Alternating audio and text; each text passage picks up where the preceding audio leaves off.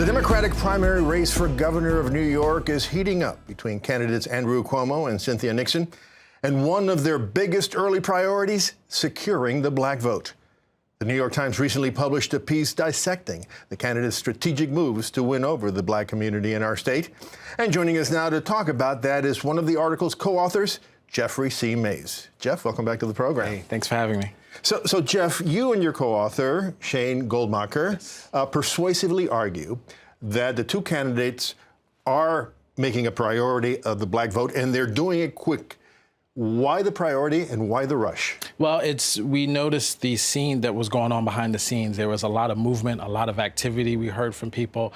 So the black vote obviously is very important in a Democratic primary. They make up a substantial number of the voters in that base.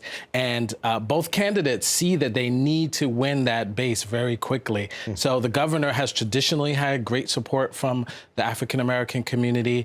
And Cynthia Nixon sees that if she's going to compete in this primary, she's going to have to make some strides in that area. Even her own advisors admit that. Let's start with the governor. What is he already doing to win over the black voter, to secure his black vote race? Right. I think what was interesting is that the governor, for the first time since 2014, has spent back-to-back Sundays in black churches. So I was with him this Sunday in a black church in Harlem.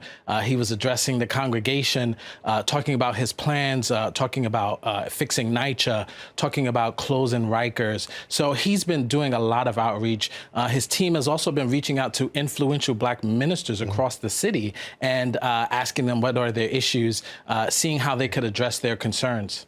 Oh, about the visits to the churches, you know, his people say, and you point this out in your article, that this has nothing to do with the primary, has nothing to do with Ms. Nixon, it has all to do with the budget. You don't believe that? Well, there's some truth in that. He has gone to black churches before during budget season, but certainly this is now campaign season is underway.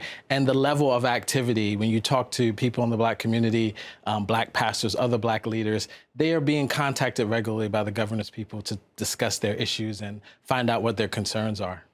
So you talk about governor having big support from African Americans in all of his winning campaigns.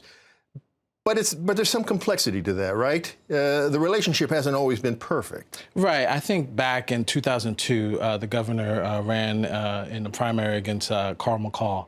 And there was some concern from the black community because they were hoping that Carl McCall would be the state's first black governor.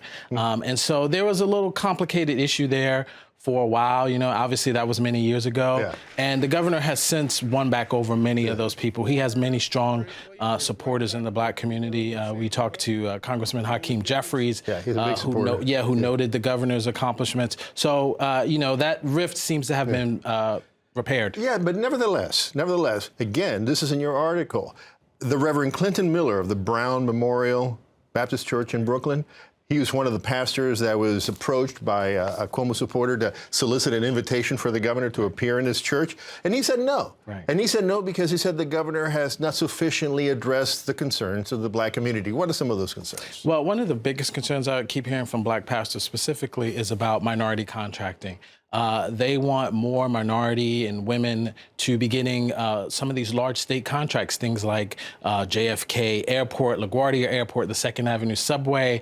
They want black contractors to be not only subcontractors, but they want them to be prime equity partners in positions that they believe will help create wealth throughout the black community. And what's been the response of the governor's people to this criticism? Well, the governor has been receptive. He's pointed out that he's increased the MWBE contracts or requirements to 30%. Again, for African Americans, women? just for minorities, women. But the concern has been from the black community, especially from some of the pastors, is that it's more subcontractor level. They want sort of the big, contracts to be handled by minority and women firms. Okay, so let's turn to Ms. Nixon. What are some of the things that she's doing to win over the African-American vote? Yeah, it's interesting. She's doing a lot of the same things that the governor is doing. She's reaching out to the black community.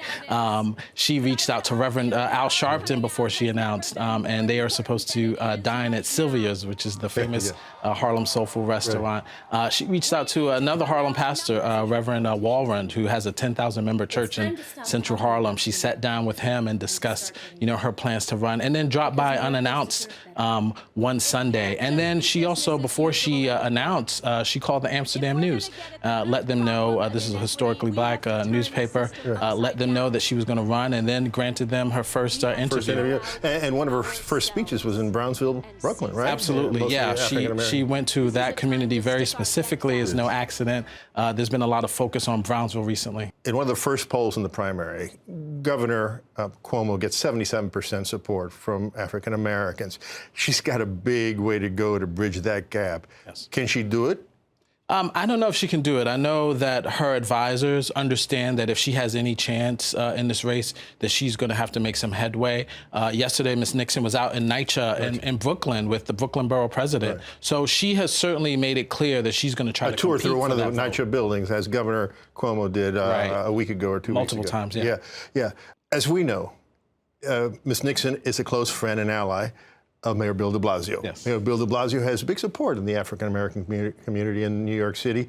Is there any chance, especially given the lack of love between the mayor and the governor, that the mayor will actually campaign for her in the black community? Well, I think that's unclear at this point. The mayor has not said whether he will endorse Ms. Nixon or not. But two things. You can see that Ms. Nixon's advisors are also some of the mayor's closest advisors, Bill Hires, Rebecca Katz, two of the mayor's longtime advisors. And also, she has the advantage of just being associated with the mayor, again, for a long time. They've been together on a lot of issues. She supported him in past races as well. This question has been raised, so I'll ask you, even though it's not included in your article, to what degree do you think Mayor de Blasio had anything to do with pushing Ms. Nixon into this race? Well, he's denied that he's, been responsible for that. But, she has his closest advisors.